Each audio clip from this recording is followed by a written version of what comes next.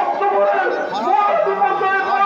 সবাই মনে করছিল আমাদের পরিবার ছিল বিএনপি বেঁচে গেছে, তিনটা পাতা তুলে দাঁড়াতে পারবে না। আমাদের বহুকর্মী জেল কাটাচ্ছে, বহুকর্মী অঙ্গ হারিয়েছে, বহুকর্মী কাজ হারিয়েছে, তবু লক্ষ লক্ষ আমাদের কর্মী বিএনপি কনফার্ম করেছে তারা তবে নেই, তাদেরকে দমাইতে পারবে না। ইনশাল্লাহ যে কোনো কিছু করে নেমেছি কারণ একে মুক্ত করার জন্য